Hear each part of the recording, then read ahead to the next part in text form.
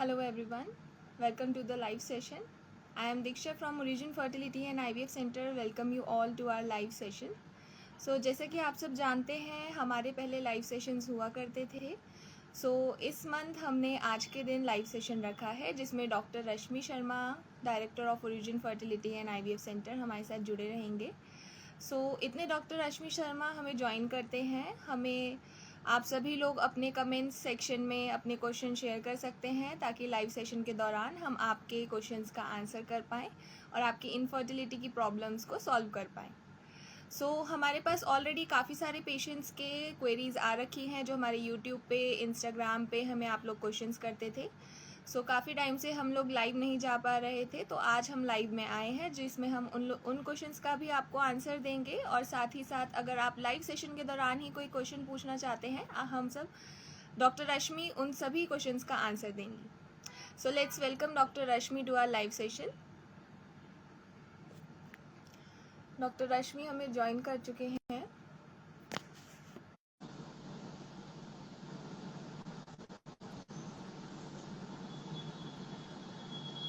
Friends, doctor रश्मि जितने हमें join करते हैं आप सभी लोग हमें अपने क्वेश्चंस शेयर कर दीजिए.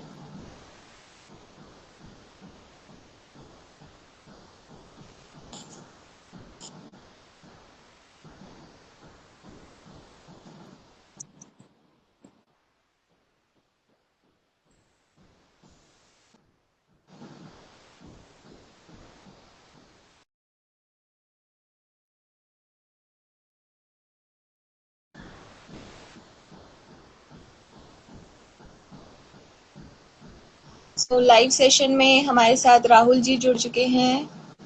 हेलो राहुल जी. मिस्टर नरवाल जी जुड़ चुके हैं. खुर्शीद आलम जी जुड़ चुके हैं. वेलकम खुर्शीद जी. आप सभी लोग हमें कमेंट सेक्शन में अपने क्वेश्चंस ड्रॉप कर सकते हैं.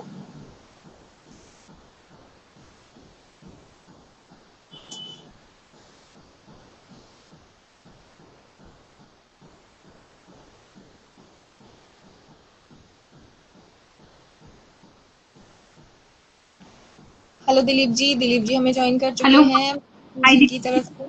Hello ma'am, welcome to the live session. Hi Diksha.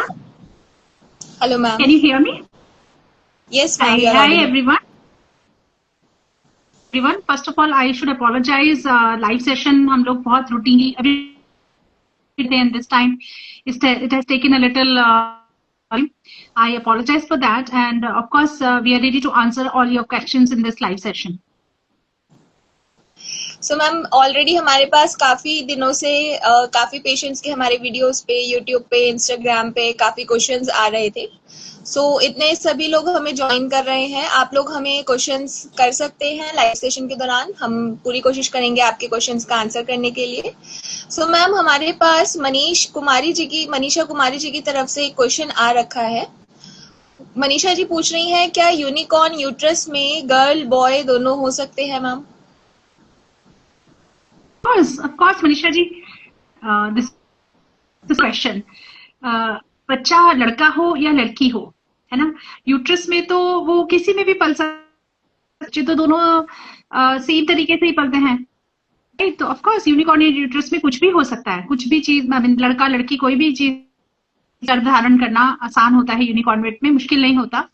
सिर्फ ध्यान ये रखना होता है यूट्रस में. मैं बाकी व्यूअर्स के लिए बता दूं कि यूनिकॉन्वेट का मतलब होता है जहां सिर्फ एक ही दानी बनी हुई है, सिर्फ एक तरह से आधी बच्चेदानी बनी है, तो उसमें जगह कम होती है. होने की वजह से कई बार बच्चे समय से पहले हो सकते हैं. कभी कभी हो सकता है चौथे महीने पे, 5-6 महीने पे वो बच्चा अबॉर्ट हो सकता है. तो इसी को थोड़ी एक्स्ट्रा केयर की जरूरत होती है और कभी कभी हमें बच्चेदानी के मुंह पे टांका लगाने की जरूरत होती है. अदरवाइज ये बिल्कुल जैसे एक नॉर्मल प्रेगनेंसी है वैसे ही करेगी. Thank you so much ma'am. Ma'am हम let's move on to next question. Ma'am ये शमीमा जी की तरफ से क्वेश्चन है. मैम मुझे बाइकॉर्नेट यूट्रस है, नेचुरल प्रेगनेंसी नहीं हो रही है, 7 साल हो गए हैं शादी को. डॉक्टर ने IVF करवाने के लिए बोला है मैम, बट मुझे नेचुरल प्रेगनेंसी करनी है, क्या ये हो सकता है? Please reply. तो ये भी देखिए बाइकॉर्नुएट यूट्रस। बाइकॉर्नुएट यूट्रस का मतलब है, मैं बाकी व्यूअर्स के लिए बता दूं, यूट्रस जन्म में जब बच्चा होता है तो कैसे बनता है, जब आप अपनी मदर के शरीर में पल रहे थे, ट्यूब एक इधर राइट एंड लेफ्ट में बनना शुरू होती है और दोनों ट्यूब्स मिलके बच्चेदानी बनाती है, ठीक है। तो बहुत बार बच्चेदानी की जन्म से जो प्रॉब्लम होती है उसमें क्या होगा कि दोनों तरफ की ट्यूब आई लेकिन एक तरफ की ट्यूब बनी ही नहीं, तो वो एक रह गया, जिसे हम कहते हैं यूनिकॉर्नुएट यूट्रस। बहुत बार होगा दोनों ट्यूबें आई, दोनों दानी बनी लेकिन वो आपस में जुड़ी ही नहीं, उसे कहते हैं बाइकॉर्नुएट यूट्रस। एक होता है कि वो जुड़ भी गई लेकिन अंदर की जो बीच की उनकी दीवार जो बीच में से गायब होनी थी वो हो पाई, जिसे हम कहते हैं सेप्टम यूट्रस। तो क्वेश्चन है कि भाई दोनों तरफ की बच्चेदानी है, बाइकॉर्नुएट है, पर आपका बच्चा नहीं ठहरा है। तो यहां में ये जो बच्चेदानी की जन्म से जो प्रॉब्लम है यूनिक या बाइकॉर्नुएट, इससे निसंतानता नहीं होती, इससे ऐसा नहीं बच्चा ठहरने में दिक्कत आ जाए। तो इसका मतलब कि आपके केस में बच्चा ना ठहरने कुछ और है, और एक इनफर्टिलिटी पेशेंट्स की तरह ही उनको पूरा होता है, आपकी नलियां बंद हैं कि नहीं, आपकी नलियां खुली है, अंडा बन रहा है कि नहीं, हम नॉर्मल है कि नहीं, बहुत सारी चीजें। और जैसे हम एक नॉर्मल पेशेंट जिनकी नॉर्मल है उनका इलाज करते हैं निसंतानता के लिए, वैसे ही आपका भी इलाज होना है। तो आपको किसी अच्छे इनफर्टिलिटी स्पेशलिस्ट से मिलके अपनी इनफर्टिलिटी का ट्रीटमेंट कराना चाहिए। बाइकॉर्नुएट यूट्रस से आपको ठहरने में दिक्कत नहीं होती, पर हाँ जब आप ट्रीटमेंट के बाद प्रेग्नेंट होंगे उस समय एक्स्ट्रा केयर की जरूरत होगी। जैसे मैंने आपको बताया है यूनिकॉर्नुएट में पहले हो सकता है, ऐसे ही बाइकॉर्नुएट में भी बच्चा समय से पहले हो सकता है, और में हमें कुछ एक्स्ट्रा सावधानियां प्रेगनेंसी के दौरान रखनी पड़ती है। Thank you so much ma'am. So ma'am हमारे पास अभी रिसेंट में एक कमेंट आया है डुग्गू बाबू की तरफ से। ये पूछते हैं, हेलो मैम, मेरा क्वेश्चन है कि मेरे पीरियड सिर्फ 2 दिन ही होते हैं, तो क्या ये नॉर्मल है? तो आपने बहुत अच्छा क्वेश्चन पूछा है। किसी का 1-2 दिन होगा, किसी का 5-6 दिन होगा, किसी का कम होगा, किसी का बहुत हैवी होगा, हर पर्सन का अलग अलग होता है। तो एज लॉन्ग की बच्चेदानी की परत हमें अल्ट्रासाउंड में बिल्कुल नॉर्मल दिख रही है, आपको थायराइड की बीमारी नहीं है, आपको हाई प्रोलैक्टिन होने की बीमारी नहीं, तो ये बिल्कुल नॉर्मल है। इनफैक्ट आपकी सेहत के लिए अच्छा है कि अगर ब्लीडिंग आपको कम हो रही है, आपको अनीमिया कम होगा, ब्लड लॉस कम होगा, ठीक है। तो बहुत से पेशेंट्स दीक्षा आते हैं जहां वो इस बात के लिए हजारों दवाइयां ले चुके, पीरियड कम आ रहा है, पीरियड कम आ रहा है, पीरियड कम आ रहा है। तो उनको मैं हर बार समझाती हूँ कि no, let me check you on day 12 और 13। अगर हमें 12वें-13वें दिन अल्ट्रासाउंड में बच्चेदानी की जो एंडोमेट्रियम है जो शेड होके पीरियड करती है, सपोज वो एंडोमेट्रियम बहुत सुंदर दिख रही है जहां बच्चा, तो हमें कोई चिंता नहीं है, राइट। थायराइड चेक कर लेते हैं, प्लस प्रोलैक्टिन चेक कर लेते हैं। तो आप किसी डॉक्टर को मिल लीजिए, दुगु जी, एक अल्ट्रासाउंड कराइए मिड साइकिल में, अपना एक थायराइड कराइए, अपना प्रोलैक्टिन कराइए, ये सब चीजें ठीक है, तो आपको कोई चिंता करने की आवश्यकता नहीं है। Thank you ma'am. I hope Duggu ji के क्वेश्चन का आंसर उनको मिल गया होगा। सो मैम नेक्स्ट हमारे साथ जुड़े हुए हैं पारुल जी, राहुल जी। आप सभी लोग हमें कमेंट में अपने क्वेश्चंस पूछ सकते हैं। सो मैम हमारे एक पेशेंट का क्वेश्चन आया हुआ है हमारे पास मोहम्मद जी की तरफ से। ये पूछते हैं, मेरे बच्चेदानी में यूट्रस सेप्टम है। इतना ही क्वेश्चन है मैम इनका। यूट्रस की एब्नॉर्मलिटी को लेके काफी क्वेश्चंस हैं। सो यस, बच्चेदानी में सेप्टम, मैं फिर से एक्सप्लेन करूंगी, 2 तरफ से बच्चेदानी बनना शुरू होती है, मिलके बीच में एक बच्चेदानी बनती है। अगर उस बच्चेदानी जुड़ गई दोनों तरफ की लेकिन अंदर की दीवार गायब होना रह गई, तो उसे हम सेप्टम यूट्रस कहते हैं। और सेप्टम यूट्रस ऐसी एब्नॉर्मलिटी है जिसको ऑपरेशन के द्वारा ठीक करना जरूरी होता है। हम हिस्ट्रोस्कोपी के थ्रू सेप्टम डिसेक्शन करते हैं, बच्चेदानी के अंदर दूरबीन डाली और अंदर जो बच्चेदानी की परत दिखती है उसको काट के दिया जाता है। क्योंकि अगर सेप्टम यूट्रस है, उसे लग गया सेप्टम के ऊपर, तो उसको ब्लड सप्लाई में नहीं मिल पाती और बहुत अबॉर्शंस बहुत होते हैं। इनफैक्ट अगर कोई पेशेंट हमारे पास इस तकलीफ के साथ आया है कि उनके 2 अबॉर्शन हो गए, 3 अबॉर्शन हो गए, तो हम हमेशा रूल आउट करने की कोशिश करते हैं कि उनमें सेप्टम तो नहीं है, और सेप्टम अगर है तो सर्जरी आजकल आसान है। फुल्ली हिस्ट्रोस्कोपी डेवलप हो चुकी है। हिस्ट्रोस्कोपी मतलब हमें पेट नहीं काटना, हमें यूट्रस नहीं, जैसे हम कान में या नाक में छोटा सा देख सकते हैं, ऐसे ही हम यूट्रस के अंदर भी दूरबीन डाल के देख सकते हैं और वो सेप्टम हमें दीवार दिख जाता है। बहुत फाइन हैं। सर्जरी के इतनी पतली सी सिजर बच्चेदानी के अंदर जाके उसको कट करके सेप्टम को कट कर सकती है। सो ट्रीटमेंट इसका बहुत, सो आई वुड सजेस्ट यू कि आपको कंसल्टेशन लेना चाहिए डॉक्टर से and you should get it. Thank you so much ma'am. So ma'am next question हमारे पास आ चुका है छुनछुन कुमारी की तरफ से। ये पूछते हैं, मैम मेरी बेटी का यूट्रस का साइज 2.60 2.50 इंटू 1.70 है और AMH लेवल 0.10 है, प्रेगनेंसी हो पाएगी या नहीं? Please answer.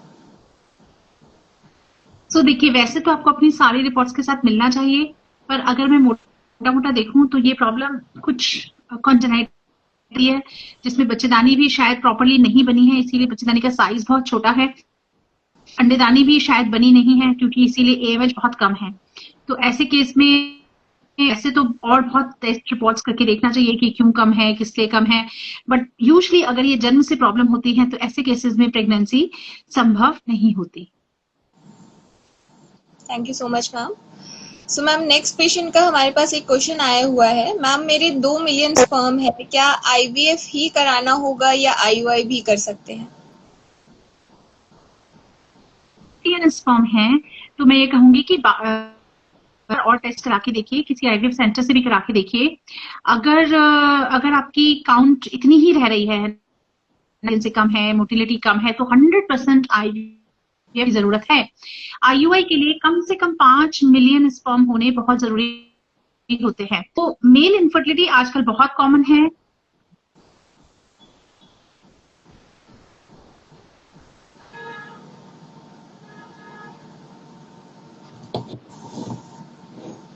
So sorry, Diksha, we have a phone call in between. Yes, ma'am. I hope you couldn't hear the phone conversation. No, ma'am. Just आपका video रुक जाता है अभी. You can continue. Yeah. Patients जब admitted होते हैं और कोई भी call अगर hospital, that is very important to pick up, because sometimes there may be an emergency. So today we had an egg pickup, so there was a call from the sister, and then we have to be very vigilant in whatever we are doing, so that there's no problem with the patient. Okay, so what was the question again, Diksha? Yeah, let me repeat. Yeah, I was talking about the low sperm count. I was talking about the low. Right? So low sperm count, low motility, male infertility बहुत common है. 50% cases आजकल जब हम IVF के करते हैं तो की वजह से करते हैं, जहां स्पर्म काउंट कम है, मोटिलिटी कम है, राइट, इसलिए किया जाता है। तो अगर आपके हस्बैंड की काउंट बार बार कम है या मोटिलिटी बहुत कम है तो IVF इक्सी का जल्दी सहारा लीजिए। Thank you so much ma'am. So ma'am Duggu Babu की तरफ से ही हमें दोबारा से कमेंट आया है, हेलो मैम, आप प्लीज बताइए कि अपनी फर्टिलिटी को इम्प्रूव करने के लिए हम क्या कर सकते हैं? सो फर्टिलिटी इंप्रूव करने के लिए दोनों हस्बैंड और वाइफ दोनों क्या क्या कर सकते हैं, इंपॉर्टेंट क्वेश्चन है। इसमें नंबर 1, अपना वेट आप नॉर्मल वेट रेंज में कर सकते हैं, क्योंकि ये देखा गया है ओबेसिटी, ज्यादा मोटापा या बहुत ज्यादा पतला यानी कि नॉर्मल BMI के भी नीचे, ऐसे दोनों ही में फर्टिलिटी थोड़ी कम होती है, मेल में भी कम होती है।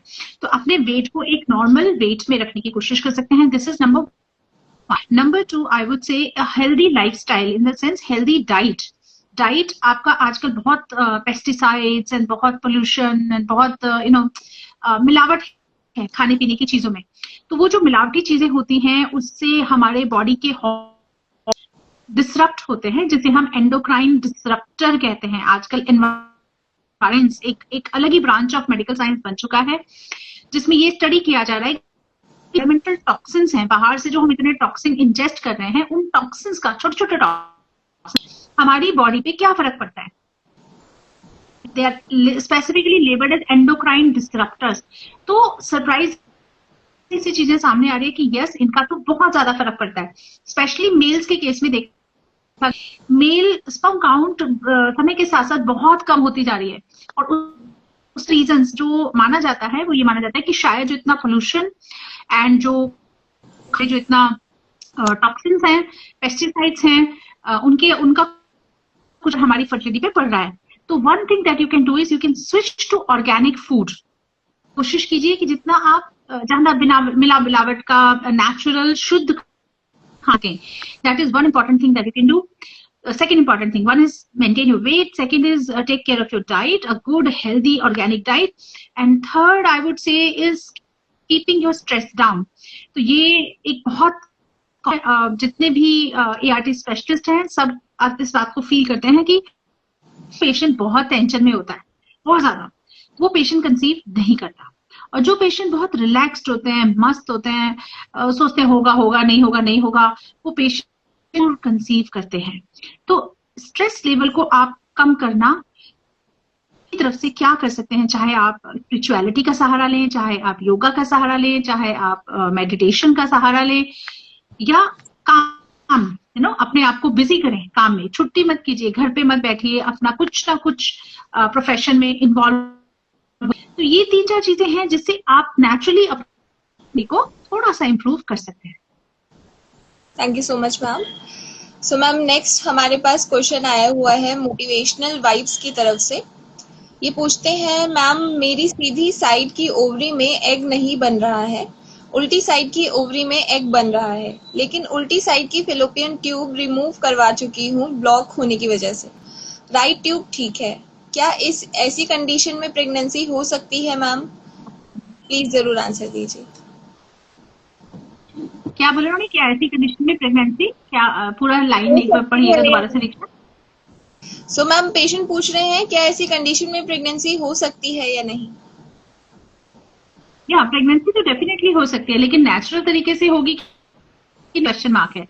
क्योंकि अगर हम एक लेडी के रिप्रोडक्टिव ऑर्गन्स को देखें, बच्चेदानी के दोनों तरफ 2 नलियां होती हैं, दोनों तरफ 2 अंडेदानी होती हैं। हर महीने वो अंडा निकल के ट्यूब में आता है और फिर वो बच्चा बनता है। तो जिस तरफ की आपकी है उस तरफ अंडा नहीं बन रहा, तो वो अंडा तो आ ही नहीं रहा ना ट्यूब में, दूसरी तरफ अंडा बन रहा है। कहीं ना कहीं ऐसे केसेस में टेस्ट ट्यूब बेबी या IVF की जरूरत होती है। एक और बात इससे समझ आ रही है कि एक ओवरी, इसका मतलब आपका कम काम कर रही है ना, राइट ओवरी में आपका नहीं बन रहा है, इसका मतलब वो ओवरी शायद काम बहुत कम, इसका मतलब ओवरऑल भी आपके अंडों की संख्या कम है। तो और वो कम होते हैं, जैसे जैसे उम्र बढ़ेगी वैसे वैसे अंडे कम होते चले जाएंगे। तो आपको बहुत नहीं करना चाहिए IVF करवाने में, और ऐसे केसेस में इलाज IVF होता है। Thank you so much ma'am. So ma'am हमारे पास नेक्स्ट क्वेश्चन आया हुआ है अमृता जी की तरफ से। अमृता जी पूछ रहे हैं, मैम मेरी डॉक्टर ने कहा था कि IVF सक्सेस हो जाएगा, पर मैम फेल हो गया, ऐसा क्यों हुआ मैम मेरे साथ एक और पेशेंट थे जिनका मेरे साथ ही IVF हुआ था, उनका रिजल्ट पॉजिटिव आया है, प्लीज आंसर मैम। सो देखिए अमृता जी, IVF की सक्सेस अभी तक 100% पे नहीं पहुंच पाए हैं। विज्ञान ने यहीं तक तरक्की की है कि हमें अंडे बनाने, हमें अंडे निकाल के बच्चा बाहर बनाना आ गया, बच्चा 5 दिन तक बाहर हम लैब में है। लेकिन वो बच्चा बनाने के बाद ब्लास्टोसिस्ट बना, तो उसको बच्चेदानी में डालने के बाद या नहीं चलेगा, लगेगा या नहीं लगेगा, ये भगवान जी ने अभी भी अपने हाथ में रखा हुआ है। ठीक है, तो 100% रिजल्ट नहीं है, कोई तो होगा जिसका फेल होगा, कोई तो होगा जिसका सक्सेस होगा, है ना। लेकिन ये भी बात है कि सिर्फ एक IVF फेलियर से ये नहीं होता कि सेकंड सक्सेस नहीं हो सकता या थर्ड। तो आपको किसी अच्छे फर्टिलिटी स्पेशलिस्ट के वो पूरा एनालाइज होना चाहिए कि what could have been the reason for the IVF failure. Is it something to do with the uterus की परत ठीक नहीं थी, यूट्रस में कुछ था, हमें भी करने की जरूरत तो नहीं है, और was it something to do with your egg quality और एम्ब्रियो क्वालिटी, कि एग बहुत खराब क्वालिटी के थे, एम्ब्रियो ही ठीक नहीं बने, या सब कुछ ठीक था और फिर हो गया अनएक्सप्लेन्ड। मतलब बहुत डिटेल में केस को एनालाइज करने की जरूरत है। आपको मैं ये कहूंगी मत होइए, आपको अपना ट्रीटमेंट नहीं छोड़ना है, पूरा एनालाइज करते हुए फिर आपको सेकंड ट्रीटमेंट की तरफ आगे बढ़ना है। Thank you so much ma'am. So ma'am next हमारे पास क्वेश्चन आया हुआ है रुचि शर्मा की तरफ से। रुचि जी पूछ रहे हैं, मैम मेरे 5 एग मिले हैं डॉक्टर को एक पिकअप के टाइम। बहुत टेंशन हो रही है मैम, मेरा एमएच 1.70 है। बस डॉक्टर मुझे डोनर एग आईवीएफ के लिए ना बोल दे, मेरे एग से ही एम्ब्रियो बन जाए। अब कर रहे हो 5 एग मिले हैं भाई, बच्चा होने के लिए तो सिर्फ एक ही एग चाहिए। क्या पता 5 एग से 5 एम्ब्रियो बन जाए। तो आप निराश मत होइए। और बहुत बार होगा कि पेशेंट के सिर्फ एक ही 2 एग मिले, उससे एम्ब्रियो बन गया और उसी से प्रेगनेंसी हो गई। उल्टा भी होता है कि 20 अंडे मिले फिर भी प्रेगनेंसी नहीं हुई। तो घबराइए नहीं, अगर आपके 5 एग हैं तो प्रेगनेंसी होने की संभावना है। And our best wishes too. Thank you so much ma'am. Next question ma'am हमारे पास आया हुआ है फेमिना खान की तरफ से। ये पूछते हैं, मैम मेरी पीरियड डेट 15 को थी, आज 19 हो गई है, प्रेगनेंसी टेस्ट नेगेटिव आ रहा है। मैं रोज कर रही हूँ प्रेगनेंसी टेस्ट, सुबह में शाम में, पर मैम कुछ समझ नहीं आ रहा है क्या करें। मेरी शादी को 3 साल हो गए हैं, प्लीज रिप्लाई मैम, मैं बहुत परेशान हूँ। Ma'am am I audible ma'am? Are you mute? नहीं मैम, अभी आपकी आवाज नहीं आ रही जस्ट थी। For a second I could hear. Yeah am अभी आई ठीक है? Audible? Is it okay? Yes yes, ma'am. Now you are audible. Okay, so yeah ma'am मैं ओके। क्वेश्चन रिपीट कर देती हूँ। फेमिना खान की तरफ से ये क्वेश्चन आया हुआ है मैम। वो पूछते हैं, मैम मेरे पीरियड डेट 15 को थी, आज 19 हो गई है, प्रेगनेंसी टेस्ट नेगेटिव आ रहा है। मैं रोज ट्राई कर रही हूँ, सुबह में शाम में टेस्ट कर रही हूँ, मुझे कुछ समझ नहीं आ रहा है मैम। मेरी शादी को 3 साल हो गए हैं, प्लीज रिप्लाई, मैं बहुत परेशान हूँ, प्लीज मैम। सो देखिए, अगर 4-5 दिन ऊपर प्रेगनेंसी टेस्ट नेगेटिव आ रहा है और आप फिर भी और बहुत श्योर होना चाहते हैं, तो आपको सबसे पहले तो ब्लड टेस्ट, बीटा एचसीजी का छोटा सा ब्लड टेस्ट होता है। अगर बीटा एचसीजी में भी नेगेटिव का मतलब आपके पीरियड प्रेगनेंसी की वजह से नहीं, किसी और वजह से रुके हुए हैं, और उसके लिए फिर आपको गायनेकोलॉजिस्ट को मिलना चाहिए। वो अल्ट्रासाउंड करके देखेंगे कि भी क्यों रुके हुए हैं और पीरियड आने के लिए आपको दवाइयां देंगे। ठीक है, जस्ट कि आप अपना बीटा एचसीजी का टेस्ट कराइए। Thank you ma'am. So ma'am Supriya ji की तरफ से हमारे पास एक और क्वेश्चन आया हुआ है। सुप्रिया जी पूछते हैं, ma'am recently I have diagnosed sub septum uterus, but now I am 6 week pregnant, so is it okay to continue this pregnancy or it's risk? Could you please suggest something ma'am? It is okay too, या अगर uterus में septum है और वो बाद में diagnose हुआ है, आप ऑलरेडी प्रेग्नेंट हो, तो यस उसको कंटिन्यू करके तो हमें देखना ही है। क्योंकि बहुत बार ऐसा होगा, जैसे बच्चेदानी है, बच्चेदानी के अंदर दीवार है, तो बच्चा हो सकता है नॉर्मल दीवार पे लग जाए, बच्चा हो सकता है बीच की दीवार पे लग जाए। अगर बच्चा बीच की दीवार पे लगेगा तो उसकी हार्ट बीट जा सकती है, अबॉर्शन हो सकता है। और बच्चा पे चलेगा तो सेप्टम यूट्रस के साथ भी बच्चा चल सकता है, प्रेगनेंसी कंटिन्यू हो सकती है। तो पहले से टर्मिनेट नहीं करानी है, राइट? ऑफ कोर्स आपको इस प्रेगनेंसी और आगे देखते हैं कि ये प्रेगनेंसी सही चल पाती है या नहीं। Thank you so much ma'am. So Supriya ji, जैसा कि डॉक्टर रश्मि ने कहा, आप इस प्रेगनेंसी को कंटिन्यू कर सकते हैं, और आप चाहें तो दिल्ली में डॉक्टर रश्मि से भी कंसल्टेशन ले सकते हैं। दिल्ली में टोटल 3 सेंटर्स हैं हमारे, विकासपुरी, साउथ एक्स और पीतमपुरा में। So ma'am let's move on to next question, जो हमारे पास आया है दीपशिका जी की तरफ से। दीपशिका जी पूछती हैं, मैम मेरा AMH 0.90 है और यूट्रस में काफी सारे पॉलिप्स भी बता रहे हैं, क्या मैं अपने एग्स और अपने हस्बैंड के स्पर्म से माँ बन सकती हूँ मैम? बिल्कुल बन सकते हैं, बिल्कुल बन सकता है। देखिए, सबसे पहले तो अगर बच्चेदानी के अंदर पॉलिप है तो बच्चेदानी के अंदर दूरबीन डाल के उन पॉलिप्स को निकलवाने की जरूरत है, यानी कि हिस्ट्रोस्कोपी। हो सकता है अभी तक आपकी नेचुरल प्रेगनेंसी इन पॉलिप्स की वजह से ही ना हो पाई, तो सबसे पहले तो पॉलिप निकलवाइए। ठीक है, साथ ही में आपकी नलियां चेक होनी चाहिए कि नलियां खुली। अगर आपकी नलियां खुली हैं तो 1-2 बार नॉर्मल ट्राई या IUI प्लान कीजिए। अगर नहीं IVF के लिए तुरंत तीसरे महीने में आगे बढ़ जाइए। AMH कम है 0.9, तो मेरा कहना ये होगा कि आपको बहुत ज्यादा टाइम वेस्ट नहीं करना है, राइट? आपके लिए एक इंपॉर्टेंट है। सो अगर सिर्फ यही है तो this is how I would proceed कि पहले हिस्ट्रोस्कोपी करेंगे, पॉलिप्स निकाल देंगे। ट्यूब हम पहले है तो 1 या 2 चांस साधारण ट्राई या IUI के लिए जरूर देंगे। कि हो सकता है पॉलिप की वजह से प्रेगनेंसी ना हो रही हो, हमें स्ट्रेट अवे आईवीएफ पे प्रोसीड करने की जरूरत नहीं है। और अगर 2 महीनों में भी प्रेगनेंसी नहीं ठहरी तो 3rd मंथ में आईवीएफ के लिए प्रोसीड करना होगा। एंड 0.9 AMH बहुत खराब नहीं होता। अगर आपके 2, 4, 5, 6 एग्स भी हमें मिलते हैं तो आप ही के एग से प्रेगनेंसी हो सकती है। Thank you so much ma'am. So ma'am हमारे साथ अभी काफ़ी सारे फॉलोअर्स हमारे जुड़ चुके हैं। मैं सभी से रिक्वेस्ट करूंगी, अगर आपके कोई क्वेश्चंस हैं आप हमें कमेंट में ड्रॉप कर सकते हैं ताकि डॉक्टर रश्मि लाइव में ही आपके क्वेश्चंस का आंसर दे सके। सो मैम नेक्स्ट क्वेश्चन हमारे पास आया हुआ है महिमा जी की तरफ से। महिमा जी पूछती हैं, मैम मैं यूपी से बात कर रही हूँ, मुझे आपसे ट्रीटमेंट लेना है बट समझ नहीं आ रहा है कि दिल्ली आकर हम कैसे आपसे इलाज लें।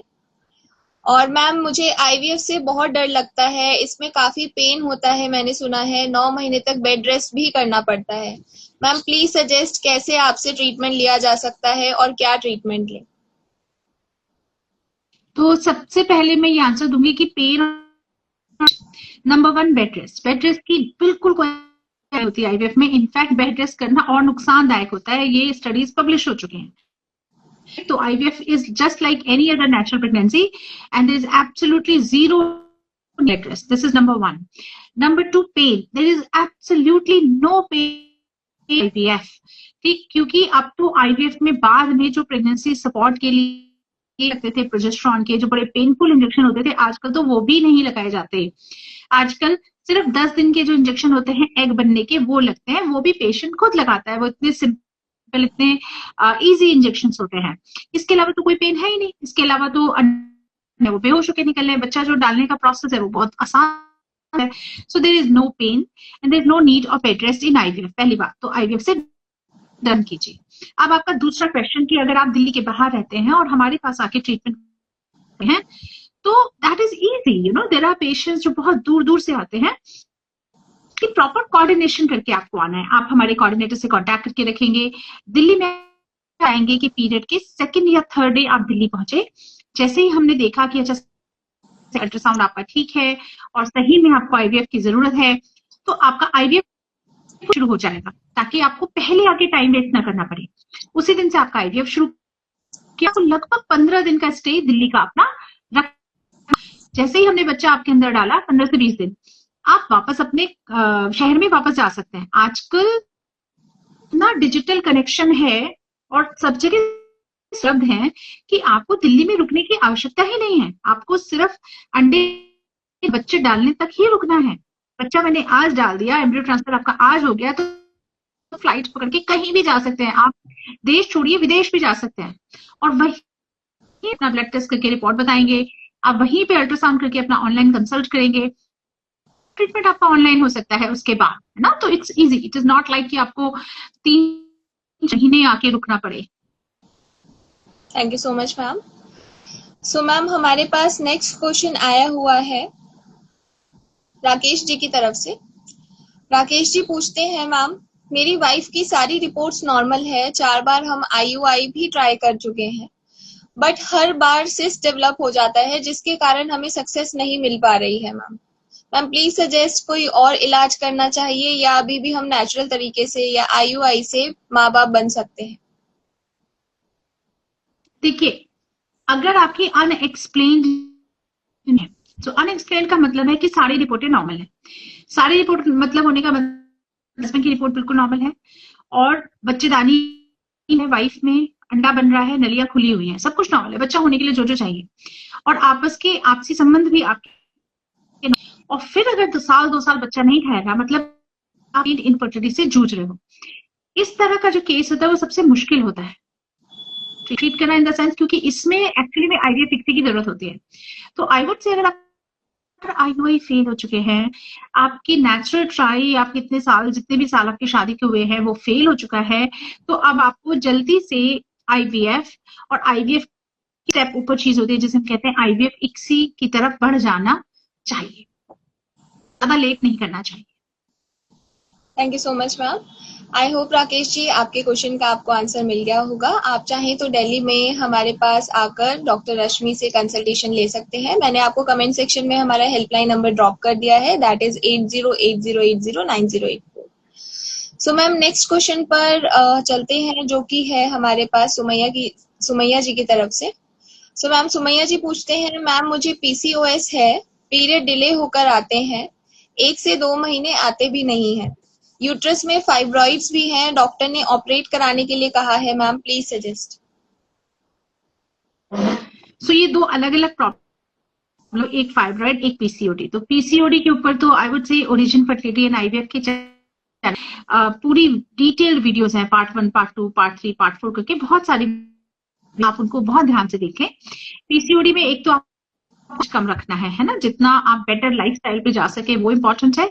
सेकेंडली पीसीओडी में फिर आप इनफर्टिलिटी स्पेशलिस्ट से वो आपको एग बनने की दवाई देंगे, कई बार तो टैबलेट से ही कई बार इंजेक्शन से एग बनेगा, और उनको करने के बाद वो या तो आपका आईओआई प्लान करेंगे या आपका प्लान करेंगे, ठीक है, वो एक अलग चीज है। दूसरी बात आती है फाइब्रॉइड पे। फाइब्रॉइड कहाँ पे है? बच्चेदानी में अगर अंदर की तरफ फाइब्रॉइड है तो यस, उसको ऑपरेट है। बच्चेदानी में अगर बहुत बाहर की तरफ फाइब्रॉइड है तो उसको ऑपरेट करने की आवश्यकता नहीं होती। आपकी रिपोर्ट्स देखकर ही हम लोग आपको एग्जैक्टली बता पाएंगे कि भाई आपके फाइब्रॉइड की ऑपरेशन की जरूरत है या नहीं, ठीक है। Thank you so much ma'am. I hope Sumaiya ji, आपको मैम से कंसल्टेशन अगर आप लेना चाहते हैं तो आप मैम को कंसल्ट कर सकते हैं। दिल्ली में 3 जगह सेंटर्स हैं, जैसा कि मैं ऑलरेडी बता चुकी हूँ। सो मैम मैं अपने फॉलोअर्स को एक और चीज बताना चाहती हूँ कि 30 अप्रैल तक हमारा एक कैंप भी चल रहा है विकासपुरी में, फ्री कंसल्टेशन कैंप है। अगर सुमैया जी या उनके जैसे काफी सारे पेशेंट जिन सबके क्वेश्चन हमारे पास आए हुए हैं, या जिन भी फॉलोअर्स ने हमें ज्वाइन किया हुआ है, वो हमें उस कैंप में आकर भी दिखा सकते हैं। टाइमिंग है 10 से 5 बजे का, 30 तारीख तक का लास्ट कैंप लगा हुआ है, तो आप हमारे हेल्पलाइन नंबर पर कॉल करके अपॉइंटमेंट अपनी बुक करा सकते हैं। So thank you so much ma'am. हमारे ऑलमोस्ट सारे क्वेश्चंस हो चुके हैं। जितने भी हमारे पेशेंट्स इतने दिनों से लाइव सेशन का वेट कर रहे थे, उन सभी के क्वेश्चन हमने ले लिए हैं। बाकी फॉलोअर्स भी अभी हमें अपने क्वेश्चंस ड्रॉप कर सकते हैं। सो मैम मेरा एक पर्सनल क्वेश्चन था कि being India world largest population हमारे इंडिया में है, बट स्टिल इनफर्टिलिटी के इतने केसेस आप देखते हैं डेली बेसिस पर, तो इस पर आप मैम क्या कमेंट करना चाहेंगे? दीक्षा, ये यस बहुत इंपॉर्टेंट बात है कि हम लोग दुनिया की सबसे बड़ी पर सबसे बड़ी पॉपुलेशन है, इसीलिए सबसे बड़ी इनफर्टाइल पॉपुलेशन भी बड़ी होगी, क्योंकि ऐसा नहीं है कि पॉपुलेशन बहुत ज्यादा है तो इनफर्टिलिटी नहीं होगी, इनफर्टिलिटी ज्यादा ही होगी, क्योंकि हर 6-7 दंपत्ति में से एक इनफर्टिलिटी की समस्या से जूझता है। इसीलिए हमारे देश में इनफर्टिलिटी की समस्या भी बहुत, और सैड पार्ट यह है कि अभी कुछ साल पहले तक कुछ भी उनके लिए अवेलेबल नहीं पेशेंट्स के लिए, और हमारे समाज में एक बहुत बड़ा सोशल स्टिग्मा भी है ना, जो सोसाइटी है उसमें बच्चा होना एक बड़ी इंपॉर्टेंट चीज है कि बच्चा ना हो और हम फिर भी मस्त रह रहे हो, ऐसा मतलब यूजली समाज परिवार की बहुत एक्सपेक्टेशंस होती हैं कि बच्चे हों, रहता है कपल पर, और भी बड़ा सोशल बोझ उस कपल के ऊपर पड़ जाता है कि भी बच्चा हो बच्चा हो बच्चा हो, इस हद तक पड़ जाता है कि वो बेचारे टाइम पार्टियां अटेंड करना बंद कर देते हैं, शादियां अटेंड करना बंद कर देते हैं, बिकॉज लोग उनको हर जगह हर जो है परेशान करते हैं कि कब आ रहे हो, कब बच्चा हो रहा है, इस डॉक्टर के पास चले जाओ, इस वैद्य के पास चले जाओ। तो एक तो मैं ये कहना चाहूंगी कि हमें ऐसा नहीं करना चाहिए, हमारे सोशल फैब्रिक में चेंज होना चाहिए, और हमें के लिए लोगों को सेंसिटिव करने की जरूरत है कि किसी के लिए बच्चा होना बहुत पर्सनल चीज है, उस पे आप किसी से ज्यादा प्रश्न न पूछ। हो सकता है कि वो अपने जीवन में किसी बड़ी इनफर्टिलिटी की समस्या झेल रहा हो, ट्रीटमेंट फेलियर्स झेल रहा हो, तो आपने तो सोचा बड़ा आसान सा क्वेश्चन था, बट उसको आपका वो क्वेश्चन अच्छा ना लगे, तो हमें थोड़ा समझने की जरूरत है as an Indian society. Secondly समस्या बहुत ज्यादा है, इसीलिए बहुत ज्यादा इनफर्टिलिटी स्पेशलिस्ट और आईवीएफ सेंटर्स है, जो कि थैंकफुली अब धीरे धीरे हमारे इंडिया में ये सब इंफ्रास्ट्रक्चर है, तो ऐसे लोग जो पहले ट्रीटमेंट के लिए आ ही नहीं पाते थे, अब ये सुविधा है कि ट्रेन्ड इनफर्टिलिटी स्पेशलिस्ट जगह पे, इवन छोटे शहरों में भी अब वो लेवल ऑफ एक्सपर्टीज आने लग गया है। फुली अब शायद पेशेंट्स को उनको ट्रीटमेंट में thank you so much ma'am. So ma'am, हमारे पास काफ़ी सारे कमेंट्स आए थे कि आपका नेक्स्ट लाइव सेशन कब होगा। अभी रिसेंटली हमने अपनी कम्युनिटी पोस्ट पर इतने सारे अपने सारी चीज़ें भेजी थी कि we will be going live as soon as possible. So ma'am, आप नेक्स्ट लाइव सेशन के बारे में हमारे फॉलोअर्स और हमारे फ्रेंड्स को क्या बताना चाहेंगे? Yeah. Diksha, we had decided that we will go live definitely every month. हम लोग हर हफ्ते लाइव जा रहे थे, बट वो क्या होता था, वीकडे होता था और बिल्कुल उस बीच में लोग काम कर रहे होते थे, तो नेचुरली बहुत समय ये बोलते थे कि भाई हम उस समय पे लाइव नहीं आ पा रहे हैं, राइट। तो आगे से हम कोशिश करेंगे कि संडे के दिन लाइव सेशन रखें, संडे या किसी छुट्टी के दिन, और में 1 महीने का टाइम दें ताकि लोगों को पता हो, लोग अपना शेड्यूल अरेंज कर सके, and then will do 1 live session per month. Sure ma'am. Thank you so much ma'am, आज हमारे साथ जुड़े रहने के लिए और हमारे सभी पेशेंट्स के आंसर करने के लिए। आई होप इस लाइव सेशन के द्वारा थैंक यू। हमारे यस मैम।